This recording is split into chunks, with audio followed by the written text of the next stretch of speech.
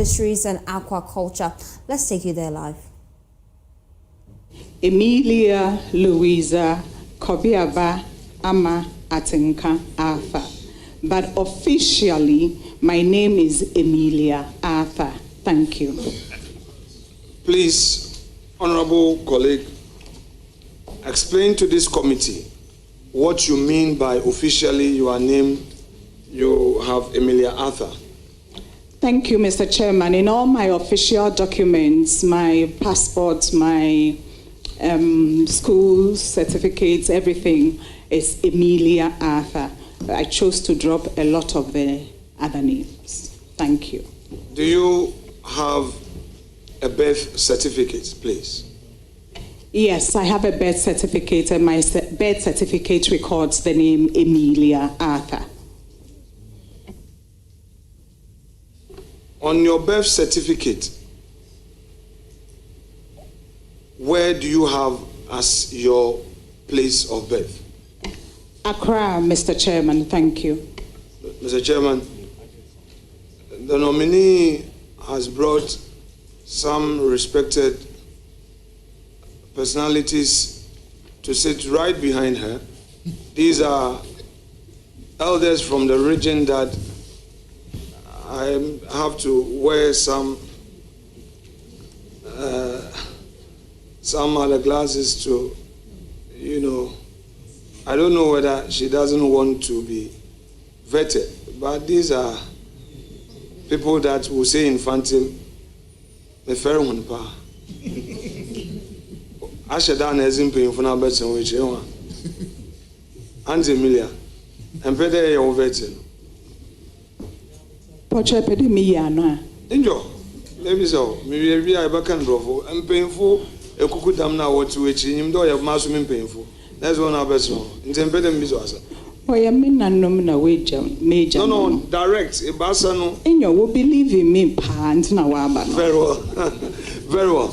So, uncles behind her, this is an exercise that is not personal. So, bear with us. Thank you very much. So, Aunt Emelia, you have for your residential address 14 Swanika Street, Abelenpe. Share with us. Rented, private property. That's my marital home, rented by my husband.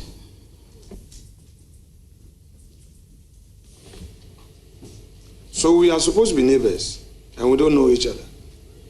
Yes, I've lived on the streets for 23 years. So we would have to find a way of knowing each other. It's unfortunate. So we'll proceed on that. You are not to answer. That's okay. You want to come to my home?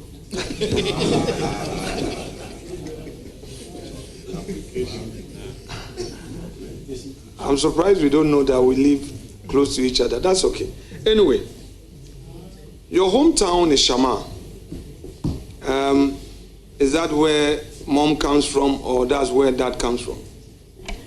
Both my mother and my father come from Shama.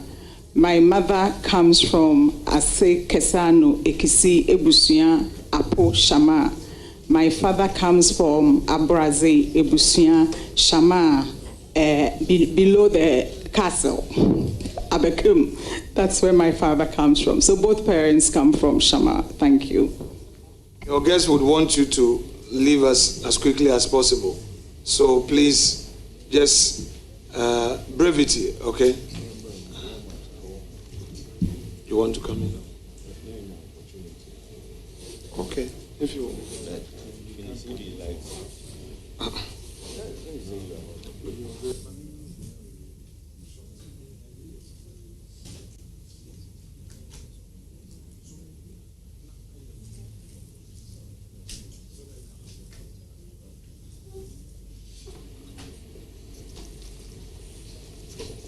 Honorable Emelia Arthur,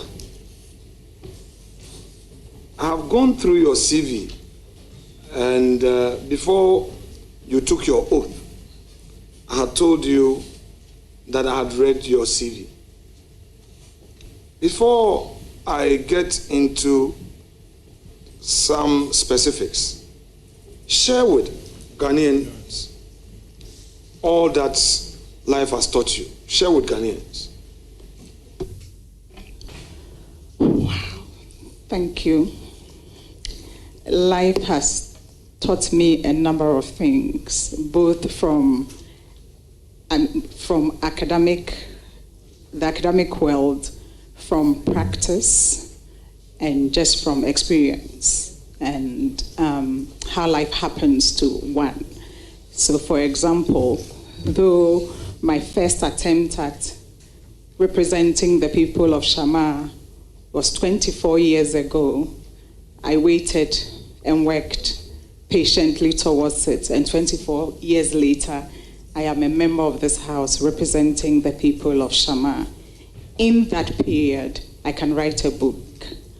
Academically, after University of Science and Technology, I took an interest in community development because my national service posting took me to a community where there was real poverty that you could actually see and describe poverty. But the 1 year of national service there changed some things for me, after which I decided then not to pursue my line of training, but to rather go into community development. So I started working with an NGO that was called CEDEP, Center for the Development of People, because I thought that was where change would occur and human dignity could be restored. After a while, I thought, where can this be? So I went into consulting, and I consulted widely for DFID, USAID, for German Development Services. I consulted widely in the hope that I could influence the development organizations, programs for my country, Ghana, and the people of Ghana. And then I asked myself, I'm not sure I'm seeing the change that I want to see. So I asked where the change would be, and I thought it was politics. So in 1998, I returned to full-time political work, still going along with my consultancies. In the process, I was admitted to Yale University as a Yale World Fellow. It was actually structured as a postgraduate program. I've been to India. I did a research, 3-month research at Institute of Applied Manpower Research. All I'm saying is that as Emelia Arthur, life has taken me through local work, communities. Life has taken me through working at regional level, Africa region level, globally, and almost every corner of the world. And that when you wait, good things happen. And that also, when you actually focus on bringing change to people's lives, it might be painful, but then eventually it happens. I am a happy girl that life has brought me where I am today. Thank you. Thank you very much. But let me say that you have to be brief in your response. Now, on your CV, page 1, 3I, languages spoken and written. Do you speak Fanti? Yes, please, Mr. Chairman. But you have here that you speak English, Tree and Ga.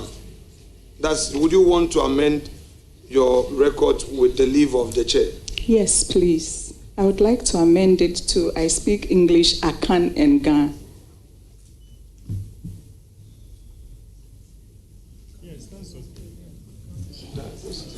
Thank you very much. Proceed to do the changes. Why don't you? Why?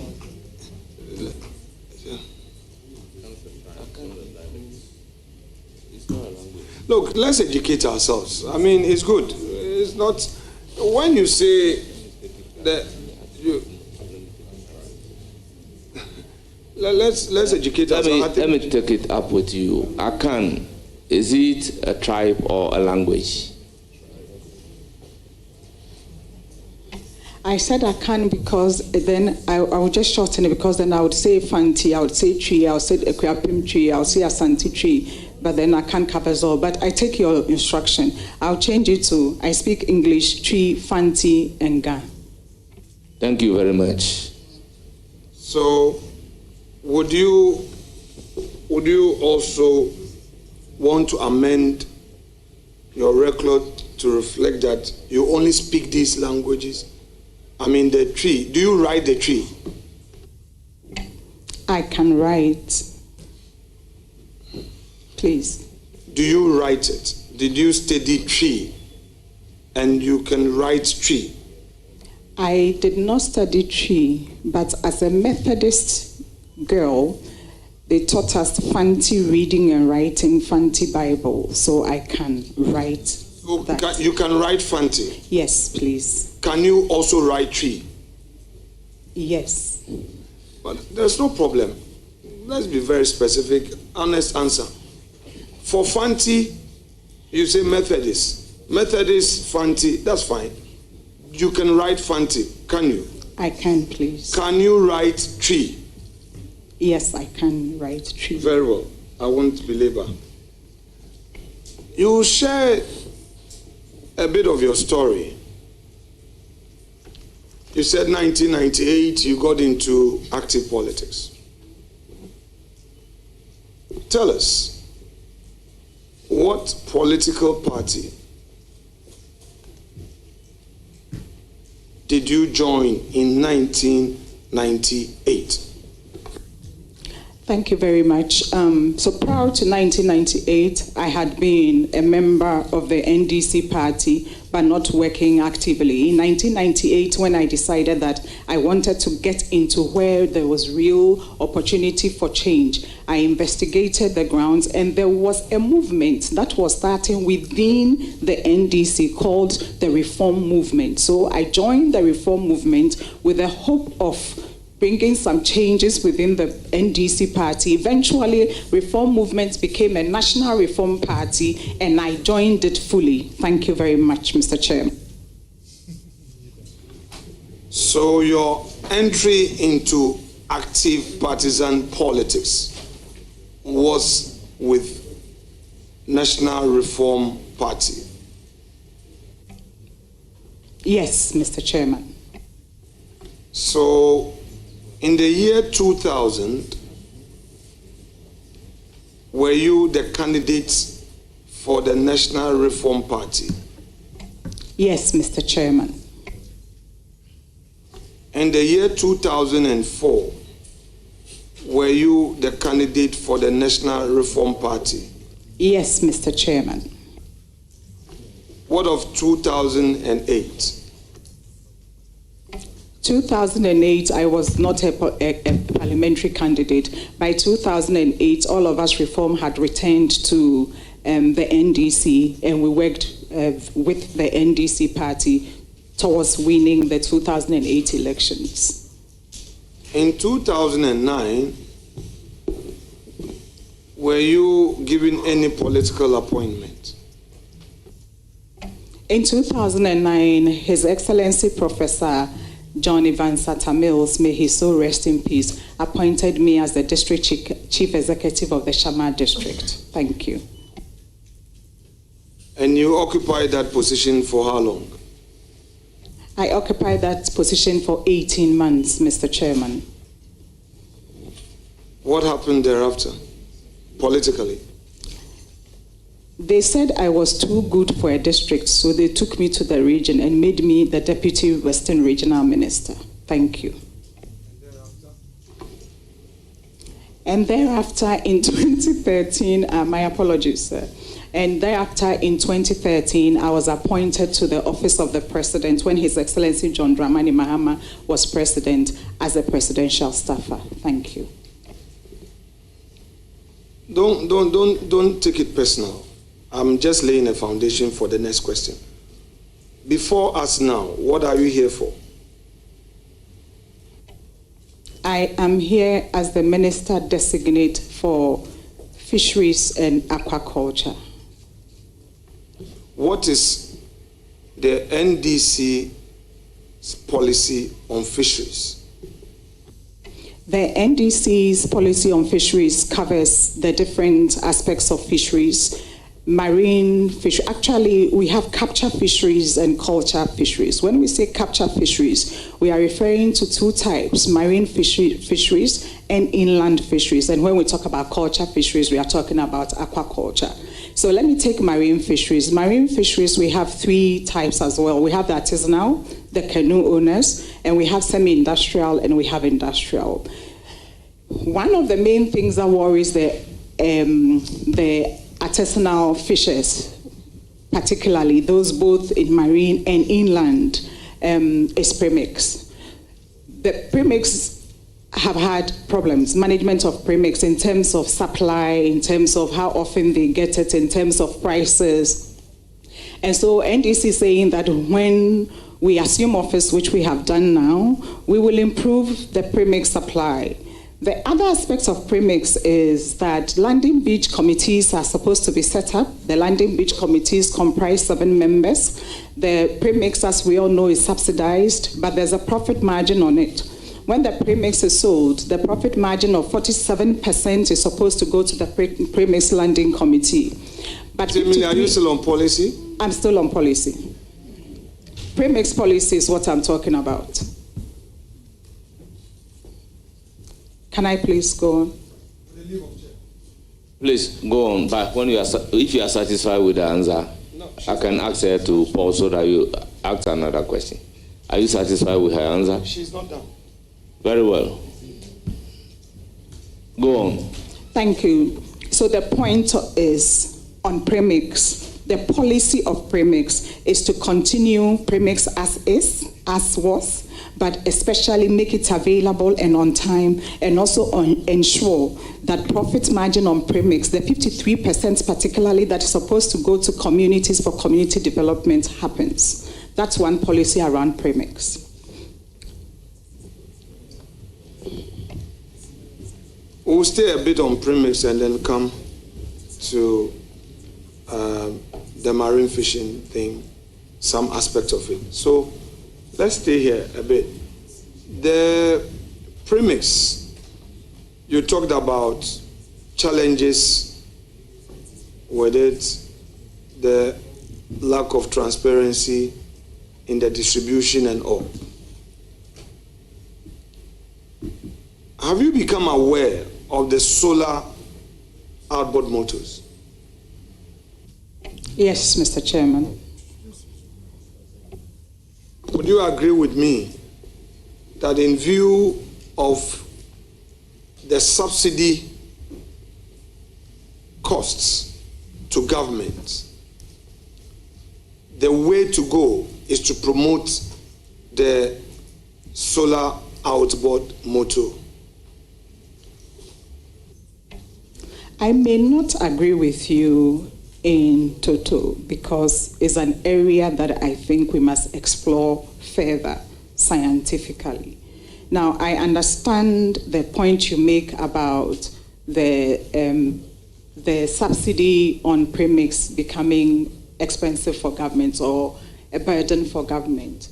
But if we look at it, it's the other way. If the Premix policy is implemented as it's supposed to be, the 53% profit that goes into community development, some build schools, some build chips compounds. If the chips compounds are not built, central government will have to build them anyway. So the money central government will spend to build those development projects are covered by the profits from the Premix. So the area of advanced technology, exploring solar and things are areas that I'm open to understand some more and see what is possible. Thank you. Honorable nominee, do you think that it is still sustainable to subsidize Premix fuel in view of your government's policy of repealing taxes and levies and all? You know, there's a little bit of background. The repeal of these levies, these taxes, at the port, your government says that it's going to help importers. They are going to have a good day, and they're expectant. The mainstream e-levy is going to go and all, which means that revenue coming in would go down. At the same time, you are going to subsidize premix fuel, and you're a bit hesitant on technology because you think that you have to hasten slowly and all. Do you think that this premix subsidy business is sustainable and that your fisher folks will have these on time? Yes, Mr. Chairman. Thank you. There came a time that this premix for had to be colored. They dropped some color in it so that people will not smuggle it. Were you aware at the time they were having this challenge? Yes, Mr. Chairman. Do you intend to repeat the same strategy to stop the smuggling? Mr. Chairman, when I get there, I will explore and find the best means of getting things done properly. Thank you very much.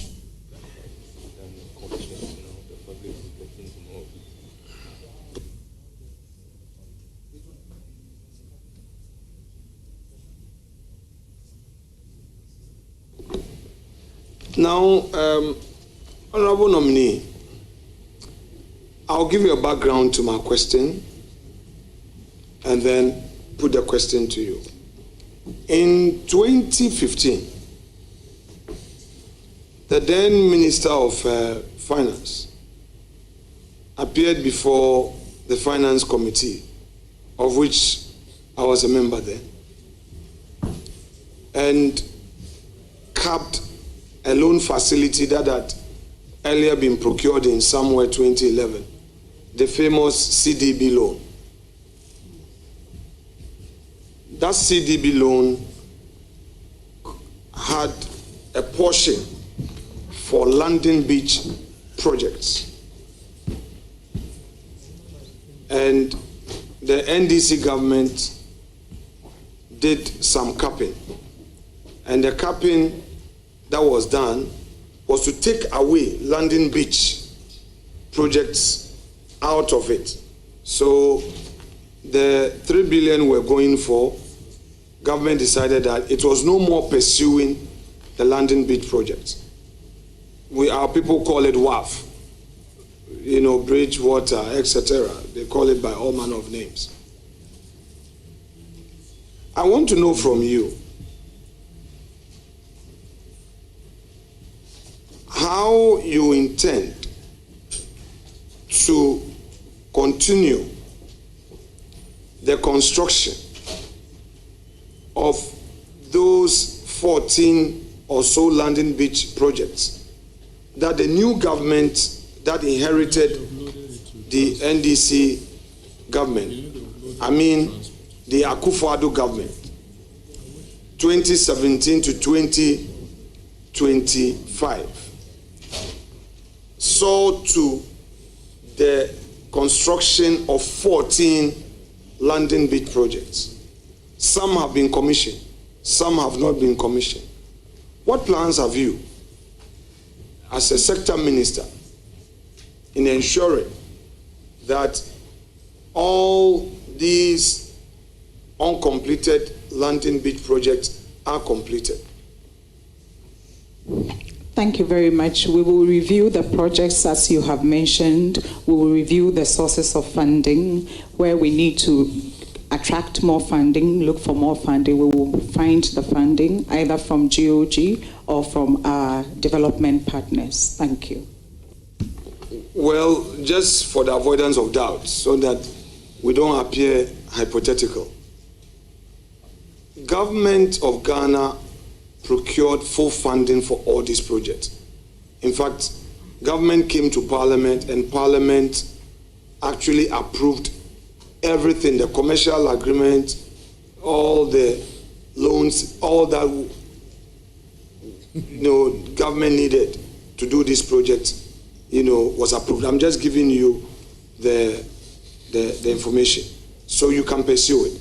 By the way, were you part of the policy on fisheries? Honorable Leader, is the money still there? Policy.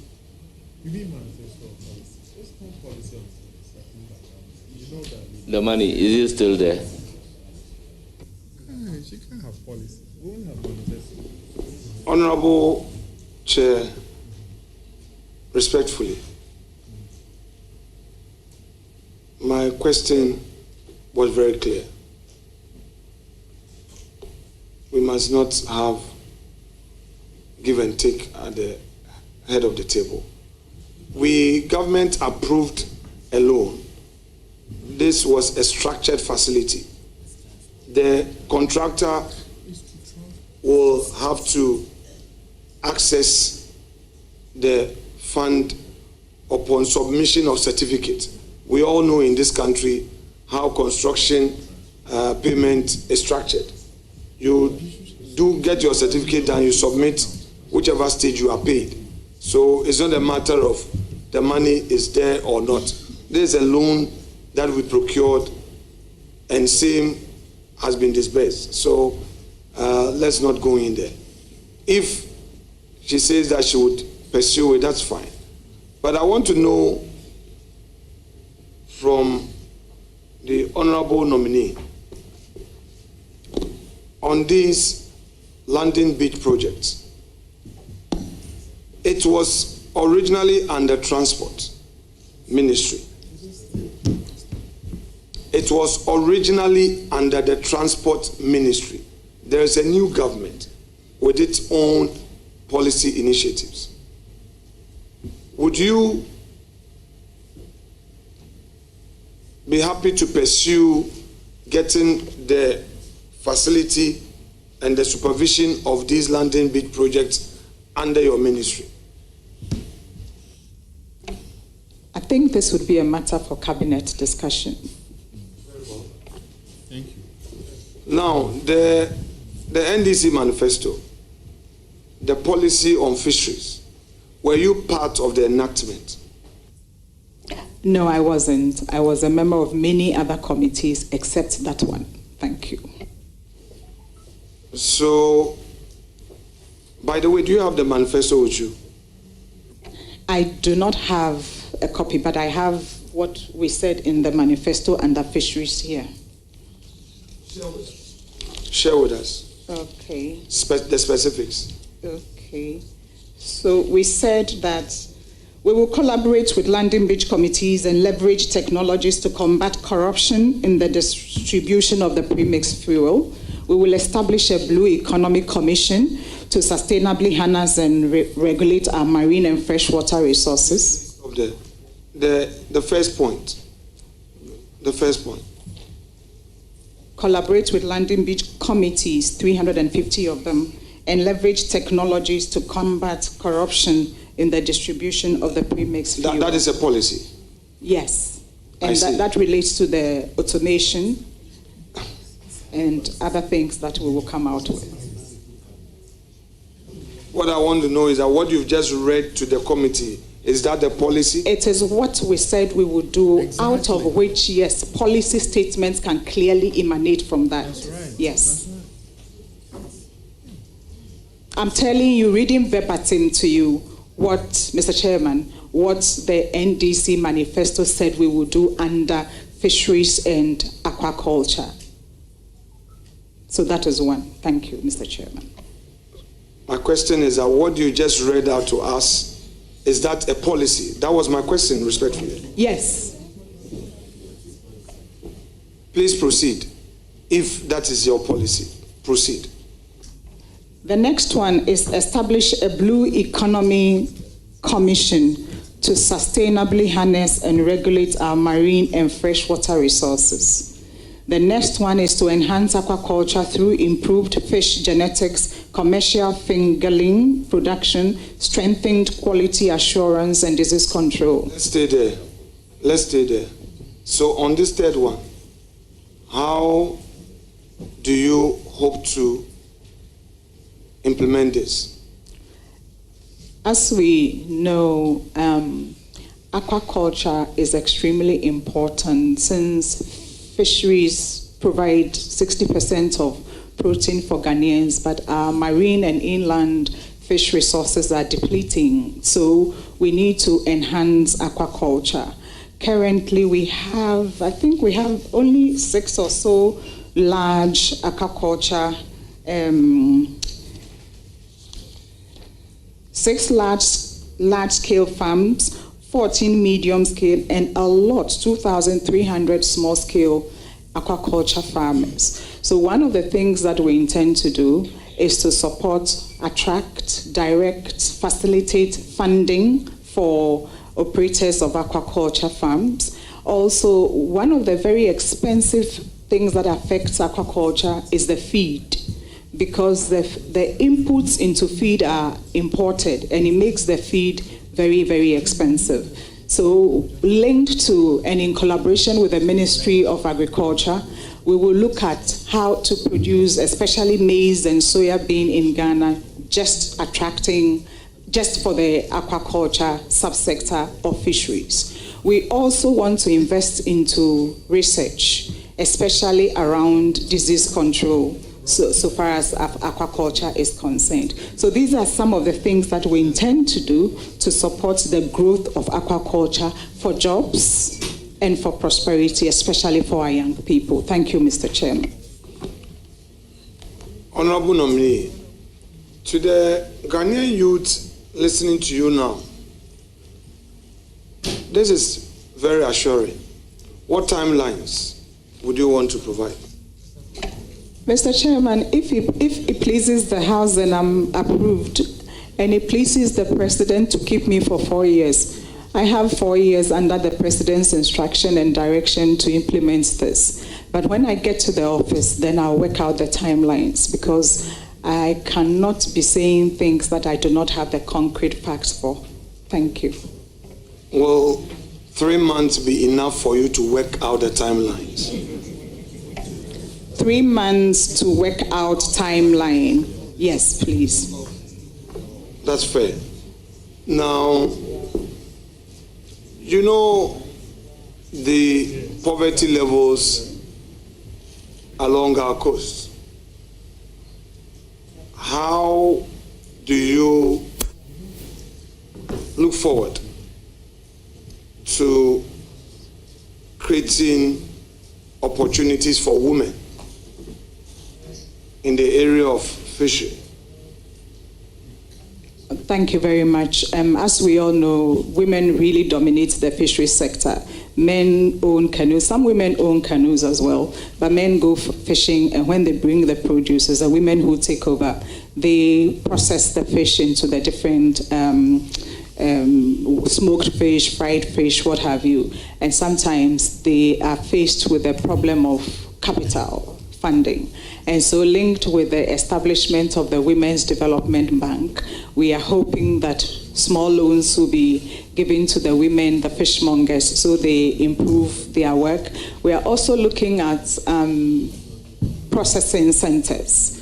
Even in the area of aquaculture, we are looking at perhaps big investment in creating aquaculture farms where there's cold storage, where there's cold vans, where there's easy market. You bring suppliers and buyers together. All of those things are important. Now, one other thing that's extremely important to support women who are into fishing, fishmongers, is actual markets, physical markets. So in my constituency, for example, Shamar constituency, there's Viposu markets there. And every Tuesday and Friday, they bring their produce there, but the market needs to be rebuilt like we did Keditia market. So if we did that, lots of the women also take their fish to Techiman, for example. So if Techiman markets are rebuilt and things like that, then we are supporting the women so that they become economically much more empowered than they are now, and they support socially as well. Thank you, Mr. Chairman. Chairman, I shall bring my questions to an end at this point, and wish the nominee very well. Thank you very much. Leader or leader?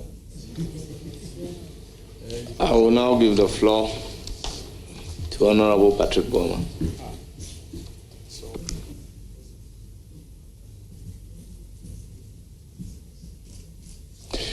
Thank you very much, Honorable Member and a veteran politician. Congratulations. I want us to go to the European Union's ban on Ghana. I'm sure you know about it, the yellow card. You're aware. Fact is that this ban came about as a result of the illegal, unreported, and unregulated, that's IEU, that's using vessels on the high seas to do some transportation, which is $1 billion business. How strong are you going to be to get us out of this ban in the face of fact that you have strong fisher communities who are involved in some of these activities? Can we hear from you on this and the steps you're going to take? Thank you. Thank you very much. As you rightfully said, IUU, standing for illegal, unreported, and unregulated activities in fisheries, have earned Ghana a yellow card. Now, EU outlined a number of things that need to be sorted out so that the yellow card will be lifted. It is my understanding that those activities have begun, one of which is to review the law on fisheries, Act 625, and apparently a bill was even brought to the last parliament. As it is now, the bill probably has to be withdrawn and reworked. In the Act 625, the law is quite quiet on inland fisheries and aquaculture. And so I'm told by the Ministry of Fisheries that work has already begun in correcting those things that EU raised. That is one, the law. And then was something they call Minister's Directive.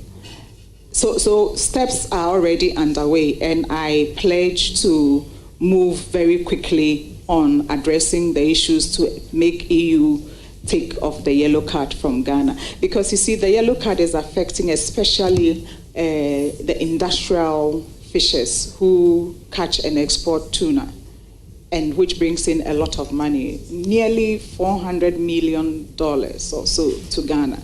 So we have to do the right things so that the trade will go on and the foreign exchange too will come. Thank you, Mr. Chair. Honorable, we have about 550 kilometers of coastline from Aflao to Elubo. We also have a lot of river bodies. You and I know that the river bodies, most of them have been contaminated by illegal activities, legal mining, mercury and all those chemicals have been used to the extent that fish from those rivers that we revere so much cannot be eaten. We cannot get the number of fish stock that we used to. What are some of the strategies your ministry is going to put in place, especially with mining in the river bodies, which will be under your control? Obviously, as fisheries and aquaculture, you are not going to focus so much on the sea, but also on our rivers, Tano, Pra, and Cobra, Densu, Brim, and so forth. Thank you. Thank you very much, Mr. Chairman. This is one of the issues that would be that will require an intersectoral approach. It would have to be with the Ministry of Fisheries, Environment and Science and Technology, Lands and Natural Resources. It would have to be with even Maritime comes under which ministry? Transports. With Ministry of Transport. It has to be an intersectoral approach, and it has to be that has a cabinet, even task team, because, like you said, Galamsey has destroyed the water bodies and even entered the sea. I come from the place where River Pra meets the sea, the estuary. When you see what is happening now, it's deadly. So, and I remember His Excellency John Mahama has said that we would like to tackle this issue head on. I am told, I myself belong to a scientific body that are trying to do work in how they can take away the pollution from this river body. So I'm expecting that we will work together with all the other ministries to make this happen so that the aspect that relates to us, particularly aquaculture, will be able to do it well. Thank you very much, Mr. Chairman. Chairman, before I go to my next question, I saw in your manifesto the Blue Economy Commission. What is that? Please. Thank you very much. We want to look at fisheries and aquaculture in broad terms. And so now there is the concept of blue economy, and blue economy refers to sustainably exploiting ocean, sea resources for economic growth, livelihoods, jobs, and what have you.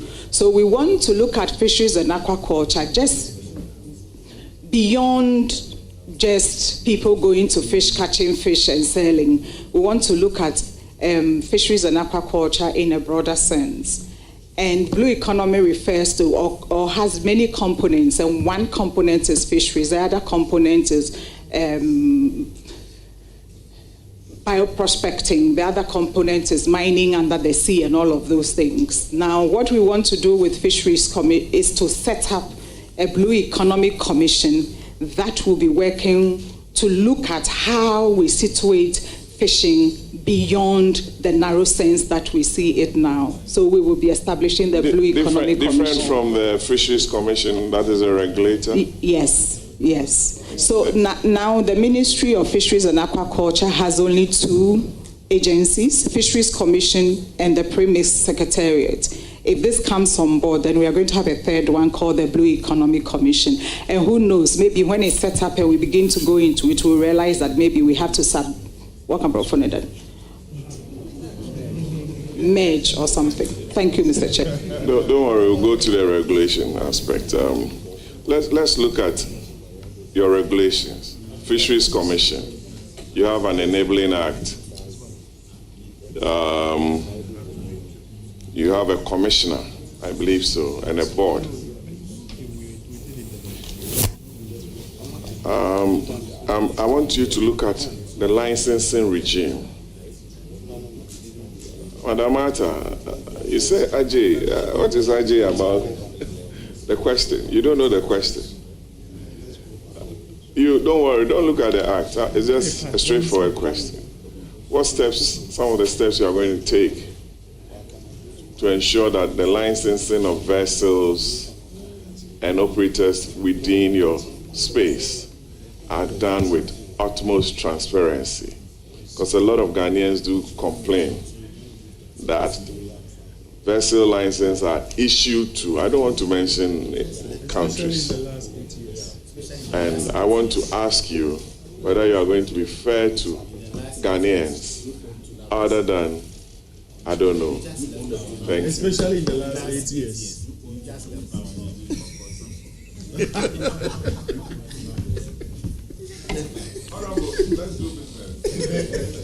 Mr. Chairman, I think the four gentlemen to my left have answered the question for me. Thank you very much.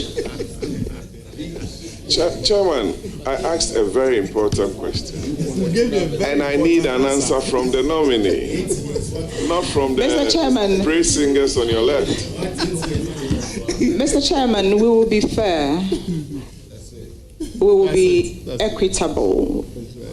Whoever is deserving of a license, following due process, will get a license. But also, we will have to see the traffic. If it's too choked, then people will have to wait for later. Thank you very much, Mr. Chair. Thank you. Honorable Arthur, let's do two more and I'm sure you'll be discharged. Let's look at safety. Our children at fish landing sites, river bodies, not going to school. Come on, we've come a long way as a country. we need to get all our kids in school. I'm sure if you go to Abuesi or Abuaze in your area, I know that.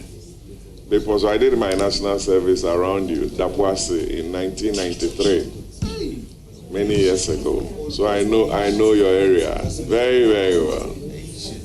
So, yeah. So, Honorable Arthur, I know before, so you stand on River Pra, you look and the color has changed.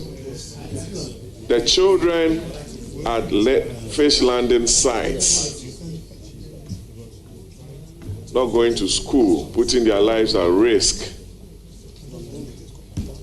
Please, tell the country something about what you intend doing to assist. Thank you very much. Yes, it is true that children who should be in school sometimes are not in school, but it is also a fact that quite a decent number of them go to school. But there are issues relating to education that as a nation we have to look at. When the classroom blocks are not enough, when a classroom that should take 25 takes 100, when one teacher is teaching 5 subjects, then it is difficult to have control over the kids, and the kids run away. When our education curriculum is not structured around what the kids know and do, then they lose interest. So this requires a comprehensive, holistic approach to getting our children who should be in school to be in school.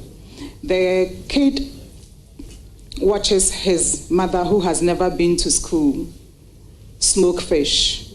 The woman who has never been to school knows that if she puts a certain quantity of firewood under a tall stack of fish, they all cook at the same time, not one is burnt. The physicists tell me that is thermodynamics. Why is it that the kid is learning about in school, in physics, and not learning what he or she sees his or her mother do every day and every time? So there are things that we must do to make education interesting for those kids to go to school and stay in school. Also, we have to do scholarship schemes to get them to stay in school and be interested in school. And therefore, I am saying to the whole of Ghana that we will be extremely creative. We will work with different models in different parts of the communities in the coastal districts to get our children interested in school, go to school, and stay in school. Thank you very much, Mr. Chairman. Thank you. A very good answer. Honorable Arthur, my last question. Very last question. I promise you. I know you to be a firebrand politician. I saw you during the launch of the Reform Party in Legon. Very long time ago. Yes. Then you reformed and you've reformed and you are here. Today you are very sober and we like your composure. What do you want the fisheries sector or subsector and Ghanaians to remember you for? Not forgetting the fact that President Akufo-Addo appointed Afolekwe, a woman, to that ministry. Mrs. Asma, may her soul rest in peace, was there. Gladys Asma, under President Kufuor. Then came the almighty Hawa Kumsin, a late Shariaite. Then Hawa Kumsin, former MP Kaswa, Awutu Senya East. You are taking the seat, God willing. What do you want the country to remember you for? The next year, 2 years, you never know what President Mahama will do, whether to reshuffle you. But between now and when the next reshuffle is done, what do you want us to remember you for, Honorable Arthur? Thank you very much and congratulations. Thank you very much. That's by the grace of God and the support of His Excellency John Dramani Mahama that Emelia was the fisheries minister, under whose regime fisheries production went up, and that indigenous knowledge was respected and integrated with scientific knowledge in improving fisheries in this country. And also that it was under me that the long-awaited Fisheries College that we started in 2013 became operational. But you see, the indigenous knowledge part is very important to me, because you see, our fishers have knowledge. Some of them have been fishing 12 years, 15 years, 30 years. In fact, when they go to sea, for example, they can see that, in the nsu akwa efutu. Nsu na akwa efutu, chede onchi wonyanam. Anande nsu akwa ado. Okwa ado na chede what ofa hwa wo benyanam. Why are we not paying attention to that? They were also like stargazers. Our fishermen could follow a star and use a star to navigate like a compass. Of course, today, because of technology, different things are going up there. So you might see something you might think is a star, but it's a capsule hanging in there. But I think that importantly, we have to marry indigenous knowledge and scientific knowledge in coming to whatever policies that we bring in the fisheries sector, with the sole aim of improving fisheries in this country. Thank you very much.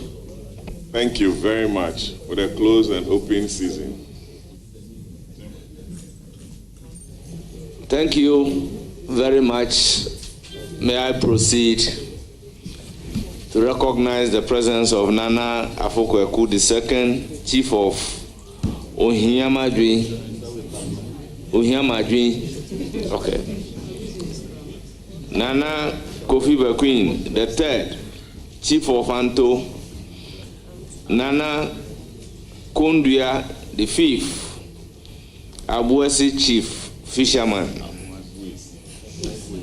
Nana Kobabo III, Queen Mother of Abuasi.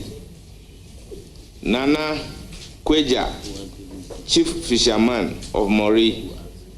Madam Faustina Nelson, Mrs. Sati Okran, Mr. Samuel Kwame Bolu, Miss Daniela Mavis Matthias, Mrs. Beatrice Achampong, then our own Honorable Kofi Totobi Kwachi,